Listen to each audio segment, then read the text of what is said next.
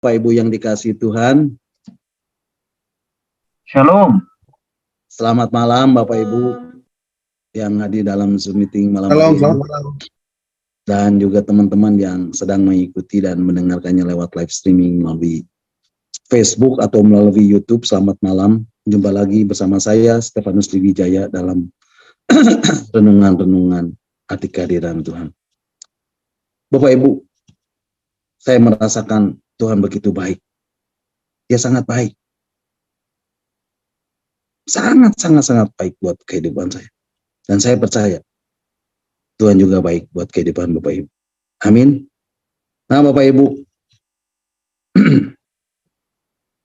saya mau sampaikan Bapak Ibu, apa yang menjadi tujuan Tuhan menciptakan manusia, yaitu untuk menjadi penyembah-penyembah. Dan Bapak Ibu bisa datang menyembah Tuhan ketika Bapak Ibu berada di hadirat Tuhan. Dan Bapak Ibu, saya mau sampaikan bahwa penyembahan yang Bapak Ibu naikkan itu berharga di mata Tuhan. Amin. Penyembahan itu membuat kita sanggup untuk kita memiliki akses langsung dengan Tuhan. Dan waktu kita menyembah, Bapak Ibu tahu apa yang terjadi? Bapak Ibu akan menjadi semakin serupa dengan yang disembah. Bapak Ibu akan menjadi semakin mirip dengan apa yang Tuhan kehendaki di dalam kehidupan Bapak Ibu. Yaitu serupa dengan gambarannya. Serupa dengan gambaran anaknya, Yesus Kristus. Itulah kuasa penyembahan. Itu Bapak Ibu akan diubahkan. Semakin hari semakin kudus. Semakin hari semakin mirip dengan gambaran anaknya, Yesus Kristus. Nah Bapak Ibu, saya mau sampaikan itu buat Bapak Ibu. Karena itulah kuasa daripada penyembahan. Dan saya mau sampaikan itu buat Bapak Ibu. Dan Roh Kudus dorong saya untuk sampaikan itu buat Bapak Ibu. Jadi kalau Bapak Ibu sudah memilih malam hari ini, hadir di dalam Zoom meeting malam hari ini, Bapak Ibu, pastikan Bapak Ibu, setelah selesai ibadah Zoom ini, Bapak Ibu tidak sama lagi. Karena Bapak Ibu sudah berjumpa dengan Tuhan secara pribadi. Dan tidak ada satupun dari Bapak Ibu yang tidak akan mengalami lawatan Tuhan malam hari ini. Amin. Jadi saya berharap sesuatu terjadi malam hari ini. Dan jangan biarkan malam ini menjadi malam yang biasa-biasa saja. Karena Tuhan yang kita sembah adalah Tuhan yang selalu bisa membuat sesuatu yang baru di dalam hidup kita. Amin. Kasihnya selalu baru setiap hari. Seperti embun pagi yang turun setiap pagi. Selalu baru. Dan Bapak Ibu akan menikmati sukacita. Akan menikmati damai sejahtera, pemulihan, penyertaan Tuhan di dalam kehidupan Bapak Ibu. Nah Bapak Ibu, malam hari ini kita akan merenungkan bagian-bagian firman Tuhan tentang arti kehadiran Tuhan bagian yang ke-104. Dan Bapak Ibu bisa mendengarkan kembali renungan-renungan arti kehadiran Tuhan yang sudah saya sampaikan melalui link Facebook atau link YouTube yang sudah Pak Hen share lewat WhatsApp Discipleship at Zoom. Bapak Ibu, malam hari ini kita akan kembali membahas dan merenungkan bagian-bagian firman Tuhan tentang arti kehadiran Tuhan bagian ke-104. Dan malam hari ini saya beri tema hadirat Tuhan, iman, dan mukjizat. Dan ini adalah bagian yang pertama. Bapak Ibu siap menerima firman Tuhan malam hari ini? Berapa banyak yang siap dan rindu untuk mengatakan, aku rindu pesanmu Tuhan? Aku rindu. Katakan amin. Amin. Kita tabaikan tangan buat Tuhan. Haleluya.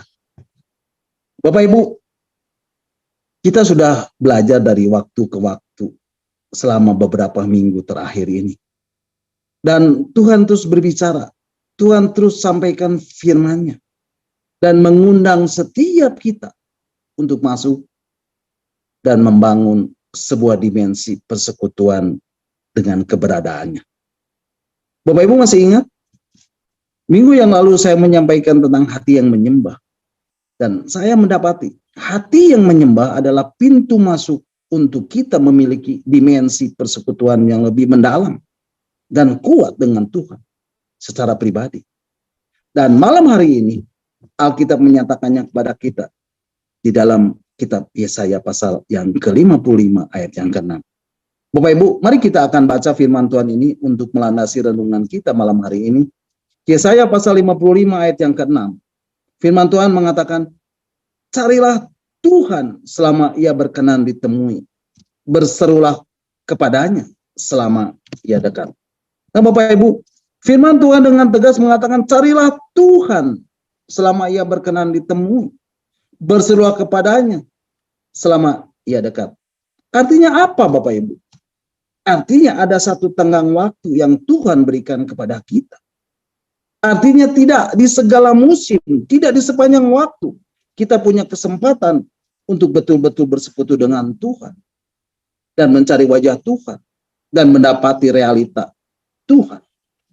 Nah Bapak Ibu, saya mendapati kekristenan saat ini hanyalah menjadi agamawi saja dan ritualistik saja. Sedangkan yang Tuhan kehendaki adalah kita yang adalah bagian dari tubuhnya, kita tidak hanya sibuk dengan aktivitas sebuah keagamaan. Tapi kita yang adalah bagian dari tubuhnya, Tuhan menghendaki kita bisa memanifestasikan realita keberadaan Tuhan sendiri. Amin. Itu sebabnya saya mau kita, Bapak Ibu Saudara saya, belajar menyadari. Dan ini adalah momen, ini adalah kesempatan yang Tuhan sedang buka buat setiap kita. Dan Tuhan sedang memberi kesempatan buat kita untuk belajar menyingkirkan segala aktivitas keagamawian yang selama ini menguasai dan mencengkram kehidupan kekristenan kita. Untuk kemudian mulai mengalami realita daripada perkara-perkara surgawi di atas muka bumi ini. Sementara kita masih hidup. Amin. Dan ketika Tuhan mulai memberikan dan membukakan pemahaman saya, bahwa kita adalah bagian dari tubuhnya, dan sebagaimana Yesus ada, dan ada otoritas, dan ada kuasa yang menyelimuti kehidupannya, selama dia masih di muka bumi ini. Karena keberadaannya dengan Bapa, karena persekutuannya dengan Bapa, terus terbangun, terus terjalin. Maka saya percaya, kita, Bapak Ibu Saudara saya, sebagai bagian dari tubuh Kristus, dan sudah sewajarnya untuk setiap kita pun mengalami ada realita keberadaan Tuhan yang terus-menerus menyelimuti, yang terus-menerus melingkupi keberadaan kita. Karena kekristenan yang sejati baru kita bisa jalani pada waktu kita mengalami keterhubungan kembali dengan keberadaan Bapa. Nah, berbicara tentang keterhubungan dengan realita Tuhan, ini sesuatu yang sifatnya rohani. Sesuatu yang tidak terlihat, tapi harus terjadi secara nyata dalam hidup kita. Harus kita alami secara nyata dalam hidup kita. Harus kita alami secara nyata dalam kehidupan perjalanan rohani kita. Yang setuju katakan amin. Nah, itu sebabnya kalau kita berbicara tentang firman Tuhan yang berkata, carilah Tuhan selama ia berkenan ditemui, berserulah kepada dia selama ia dekat. Ini berbicara tentang realita Tuhan yang betul-betul nyata. Tapi kebanyakan dari orang Kristen menganggap ketika kita menaikkan pujian kepada Tuhan dan ada rasa merinding, itu sudah dianggap hadirat Tuhan, realita Tuhan itu hadir. Bukan seperti itu Bapak Ibu. Saya percaya Tuhan punya sesuatu yang lebih dari sekedar membuat Bapak Ibu merinding. Amin. Nah Bapak Ibu, kalau kita membaca surat Efesus pasal yang pertama ayat yang ketiga, mari Bapak Ibu kita akan membacanya. Surat Efesus pasal yang pertama ayat yang ketiga, firman Tuhan mengatakan, terpujilah Allah dan Bapa Tuhan kita Yesus Kristus, yang dalam Kristus telah mengaruniakan kepada kita segala berkat rohani di dalam surga. Bapak Ibu, ingat hakikat keberadaan kita. Kita ini adalah manusia yang memiliki roh. Dan Allah juga roh. Dan semua yang Bapak ingin berikan kepada kita, selalu Dia berikan dalam bentuk dimensi rohani. Dalam bentuk roh. Dan Dia akan memberikannya kepada kita lewat Roh Kudusnya. Dan Roh Kudus akan membawa apa yang Bapak sediakan di dalam roh kita. Di dalam manusia roh kita secara langsung. Dan ini sesuatu yang nyata. Tapi Bapak Ibu, sangat disayangkan. Ada banyak orang-orang percaya, ada banyak orang-orang Kristen, anak-anak Tuhan, murid-murid Yesus, yang kurang terlalu memahami apa artinya berinteraksi dengan realita hadirat Tuhan.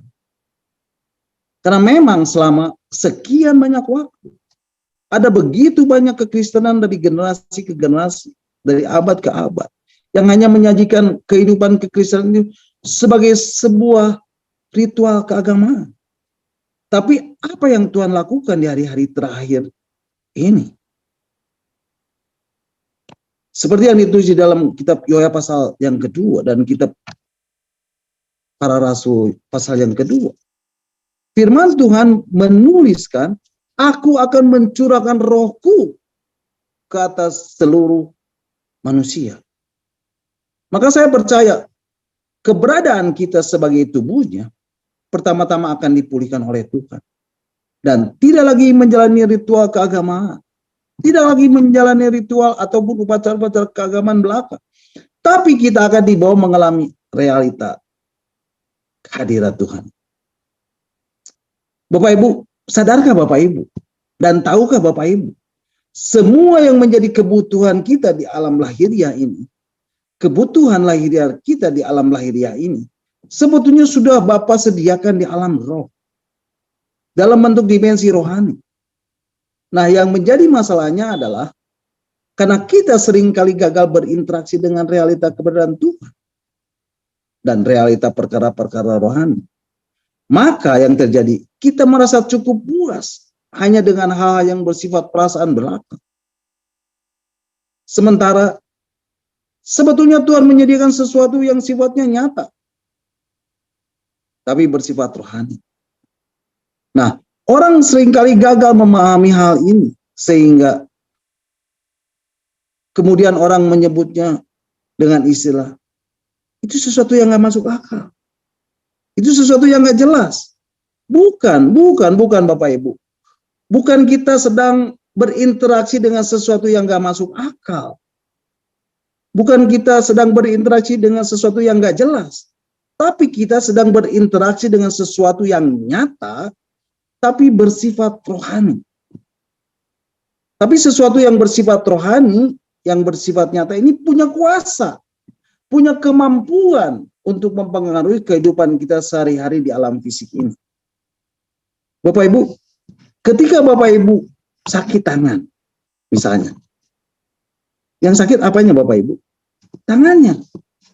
Tetapi ketika Bapak Ibu mendapati tangan Bapak Ibu sakit, yang Bapak Ibu butuhkan apa? Kesembuhan, bukan? Kesembuhan pada tangan lahiriah Bapak Ibu. Tangan rohani Bapak Ibu nggak apa-apa. Tangan lahiriah Bapak Ibu yang butuh kesembuhan. Amin. Dan Alkitab mengatakan, Dia melepaskan firman-Nya dan menyembuhkan mereka. Kesembuhan itu datangnya dari mana Bapak Ibu? Kesembuhan itu datangnya lewat firman Tuhan. Pertanyaannya, firman Tuhan itu lahiriah atau rohani? Rohaninya. Jadi sesuatu yang rohania akan mempengaruhi tubuh lahiriah Bapak Ibu. Dan pada saat Bapak Ibu bisa menangkap yang rohania, tapi nyata dan memiliki kuasa dan mempengaruhi yang lahiriah, saat itulah tangan lahiriah Bapak Ibu yang sakit seketika juga akan hilang. Dan Bapak Ibu akan mengalami kesembuhan seketika itu juga. Bapak Ibu bisa paham? Nah, tentang damai sejahtera. Ketika Bapak Ibu lagi resah dan lagi emosional, Bapak Ibu lagi kesal dan gelisah, Bapak Ibu merasakan emosi, sehingga Bapak Ibu terganggu. Dan Tuhan ingin memberikan kepada Bapak Ibu damai sejahtera. Karena itu yang kita butuhkan, bukan? Nah, damai sejahtera itu sesuatu yang lahiriah atau sesuatu yang rohania? Yang rohania. Sementara keresahan dan kegelisahan Bapak Ibu, yang Bapak Ibu rasakan dalam batin Bapak Ibu, itu ada di alam lahiriah Bapak Ibu, betul? Tapi ketika Bapak Surgawi ingin memberikan kepada Bapak Ibu damai sejahtera, dia memberikannya kepada Bapak Ibu dalam bentuk dimensi rohani, tapi nyata. Bapak Ibu, sesuatu yang nyata di dalam dimensi roh memiliki kuasa atau mempunyai kuasa mempengaruhi emosi kita, mempengaruhi perasaan kita yang ada di dalam lahiriah ini. Amin. Nah, kalau kita berbicara tentang kehidupan rohani, sudah pasti Tuhan dengan begitu saja bisa memberikan kehidupan rohani. Tapi yang pasti, yang saya mau Bapak Ibu sadari dan pahami, apapun yang menjadi kebutuhan Bapak Ibu, baik itu kebutuhan lahiriah, kebutuhan emosional, kebutuhan rohani, semuanya sudah Tuhan sediakan di dalam alam roh. Yang Bapak Ibu perlu lakukan adalah belajar membangun kesadaran akan perkara rohani tersebut. Itu sebabnya firman Tuhan di dalam kitab Yesaya pasal 55 ayat yang ke-6 yang sudah kita baca tadi. Tuhan memberikan firman-Nya dengan tegas. Carilah Tuhan. Latihannya adalah ya, waktu kita berdoa, waktu kita menyembah Tuhan, waktu kita datang di hadirat Tuhan, waktu kita meluangkan waktu dengan sengaja mencari wajah Tuhan, waktu kita berada dekat dengan Tuhan, waktu kita berlama-lama di hadirat Tuhan, waktu kita membangun persekutuan dengan Tuhan. Dan saya harap di persepsi Bapak Ibu, di dalam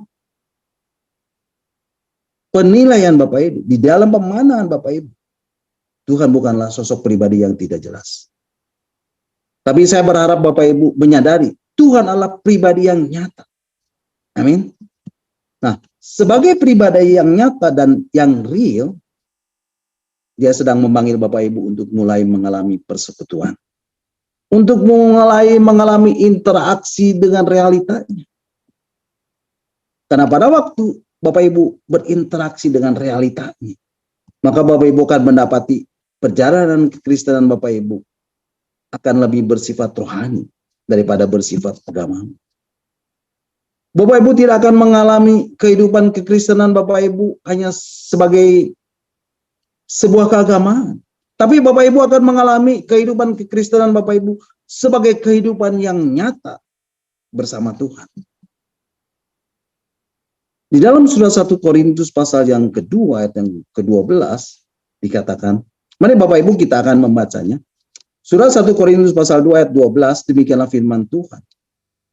Kita tidak menerima roh dunia, tetapi roh yang berasal dari Allah. Supaya kita tahu apa yang dikaruniakan Allah kepada kita. Bapak Ibu, biarlah Roh Kudus akan betul-betul membawa setiap kita. Bapak Ibu yang hadir malam hari ini dalam Zoom meeting malam ini, untuk mulai mengalami bahwa setiap kali Bapak Ibu berdoa, setiap kali Bapak Ibu berseru kepada Tuhan, setiap kali Bapak Ibu memperkatakan firman, membuat deklarasi firman, Bapak Ibu sedang berinteraksi dengan dimensi roh. Tapi sesuatu yang nyata. Bapak Ibu, sekarang mari kita baca firman Tuhan di dalam surat Ibrani pasal yang 11 ayat yang pertama. Satu ayat yang sudah tidak asing lagi buat kita, bukan? Surat Ibrani pasal 11 ayat yang pertama mengatakan, iman adalah dasar dari segala sesuatu yang kita harapkan dan bukti dari segala sesuatu yang tidak kita lihat. Bapak Ibu perhatikan, iman adalah sesuatu yang sifatnya rohani, betul? Iman datang dari pendengaran akan firman Tuhan. Firman juga sesuatu yang sifatnya rohani. Mari Bapak Ibu, saya ajak Bapak Ibu untuk belajar bersama-sama. Jadi, iman adalah sesuatu yang sifatnya rohani, dan iman berasal dari firman yang bekerja dalam hidup kita. Firman juga sesuatu yang sifatnya rohani.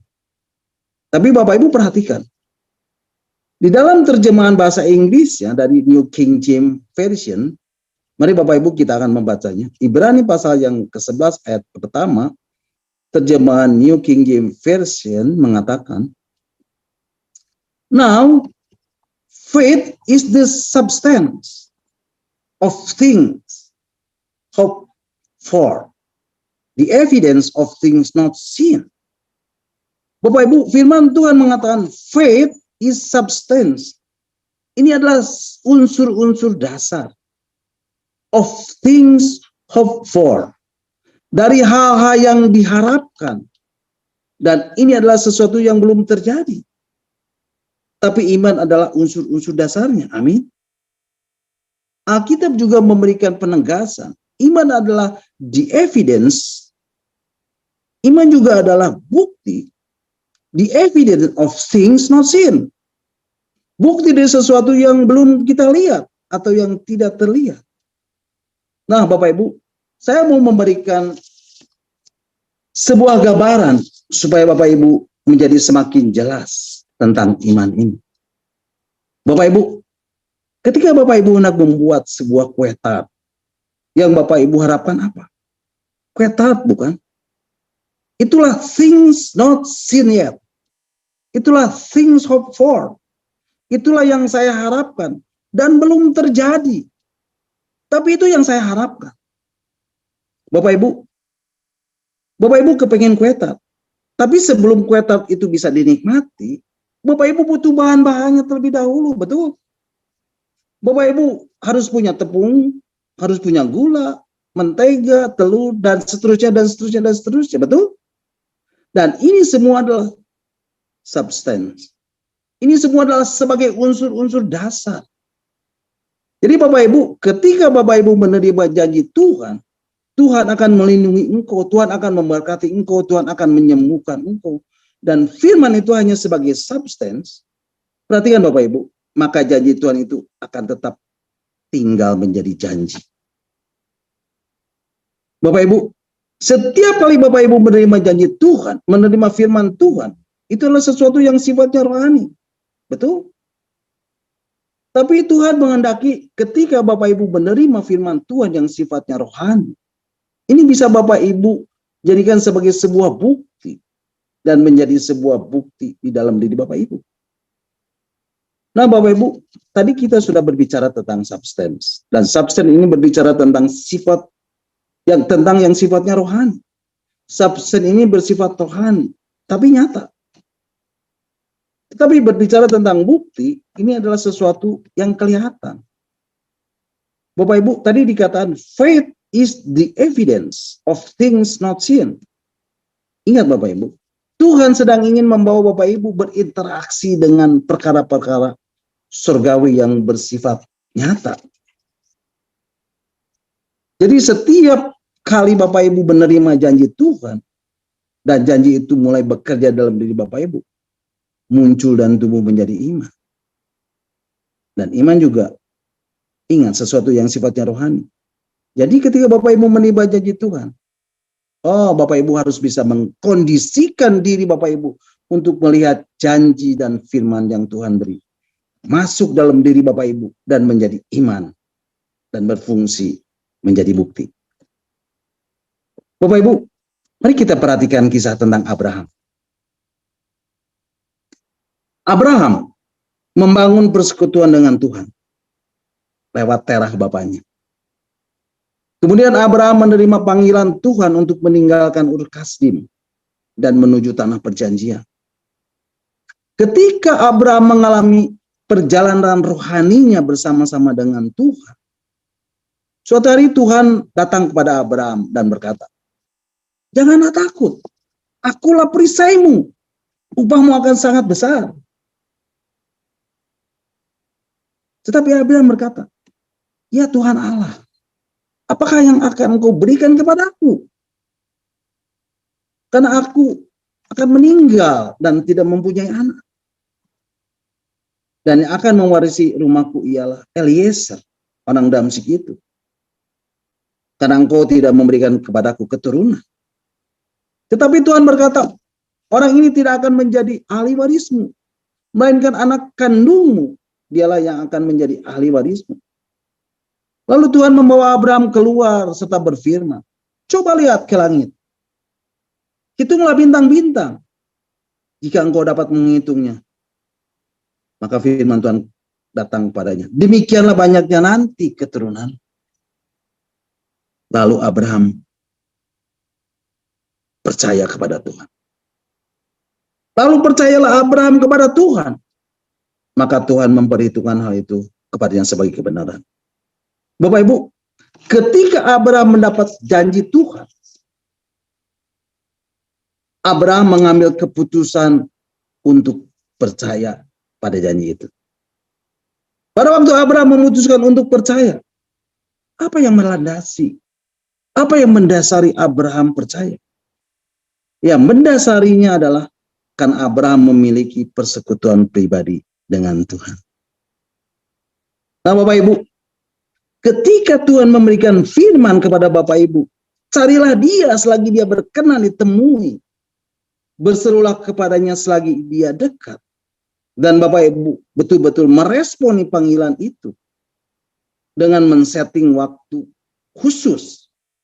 1 jam setiap hari berada di hadirat Tuhan untuk memuji, menyembah, dan berinteraksi dengan Tuhan. Untuk Bapak Ibu bersekutu dengan Tuhan. Bapak Ibu, belajarlah untuk mendesak masuk dalam hadirat Tuhan. Dan belajarlah untuk berdoa sedemikian rupa. Sampai Bapak Ibu mengalami Tuhan tidak hanya di surga. Tapi Tuhan juga ada bersama-sama dengan Bapak Ibu. Bapak Ibu, saya mau setiap Bapak Ibu yang hadir dalam Zoom meeting malam hari ini. Untuk mulai melatih diri Bapak Ibu sedemikian rupa.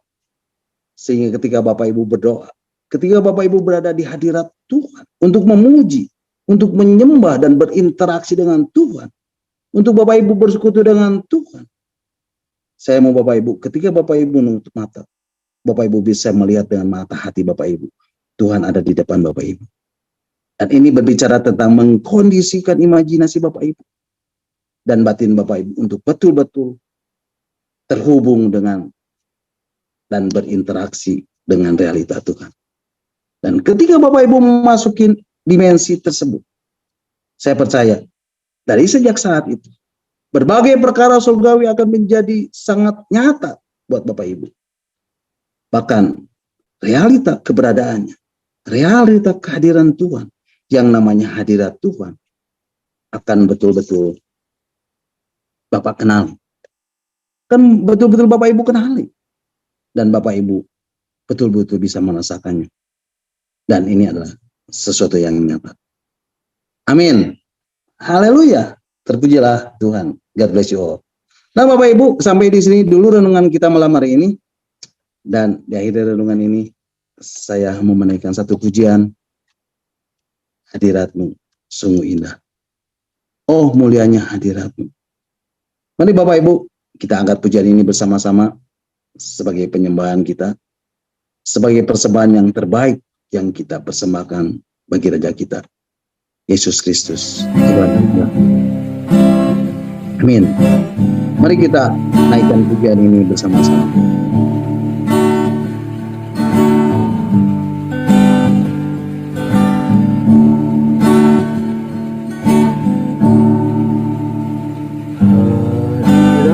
Hadiratmu sungguh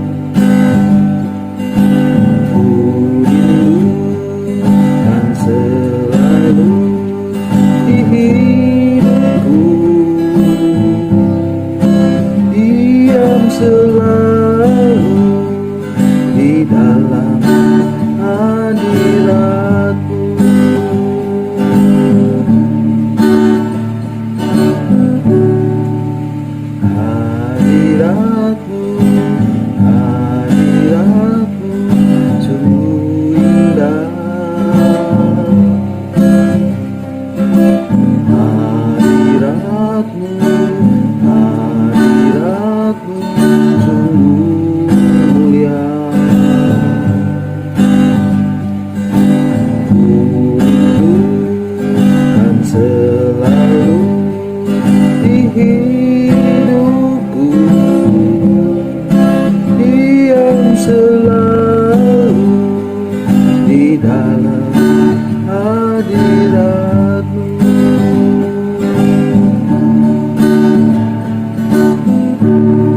Oh mulianya hadirat-Mu, kami bait-Mu memuja-Mu, diberkati Kau Tuhan dengan pujian kami dalam dekapan hadirat-Mu, memenuhi tempat ini.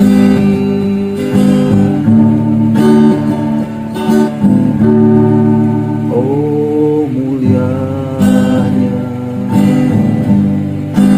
hadirat-Mu, kami bait-Mu memuja-Mu, diberkati Kau Tuhan dengan pujian kami dalam dekapan hadirat-Mu, memenuhi tempat ini.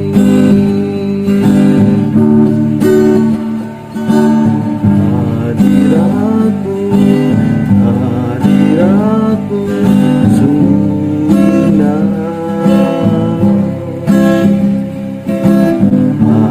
Hadirat-Mu, hadirat-Mu sungguh mulia. Ku rindukan selalu di hidupku, diam selalu di dalam hadirat-Mu. Oh mulianya hadirat-Mu, kami bait-Mu memuja-Mu, diberkati Kau Tuhan dengan pujian kami dalam dekapan hadirat-Mu, memenuhi tempat ini. Oh mulianya hadirat-Mu,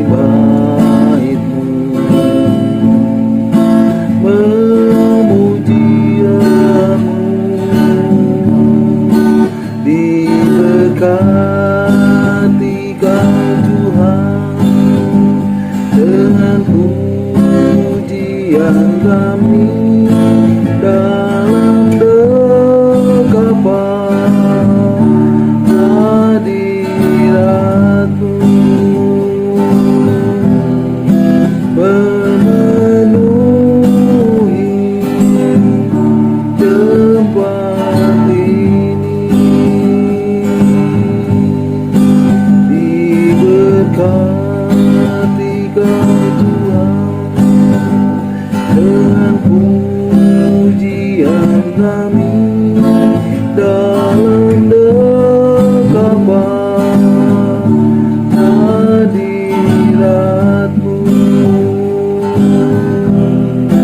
memenuhi tempat ini, memenuhi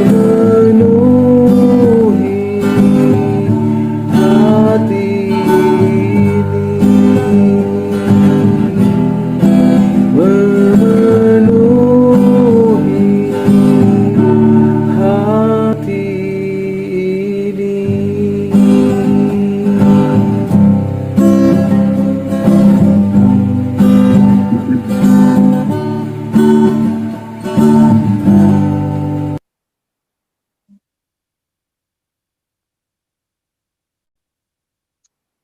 Amin.